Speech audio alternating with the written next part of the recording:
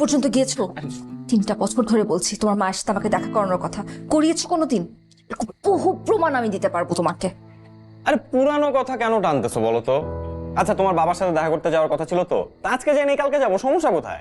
কোনোদিন যাবে না, আমার সমস্যাটাও বুঝতে পারবে না। তুমি তো ভালো করে জানো আমার কাজিন আমাকে বিয়ে করতে চায়, আর এটা নিয়ে সে বাবার পেছনে লেগে আছে, বাবা আমার পেছনে।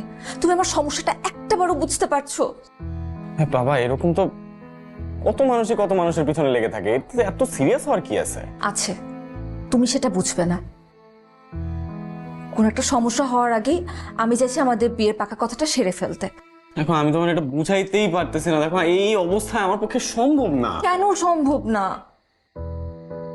তোমার ক্যারিয়ার ওয়েল এস্টাবলিশড, একটা মাল্টিন্যাশনাল কোম্পানিতে ভালো একটা জব করছো, গ্রামের বাড়িতে তোমাদের প্রপার্টি আছে, সংসার চালানো তো তোমার জন্য সমস্যার কিছু না।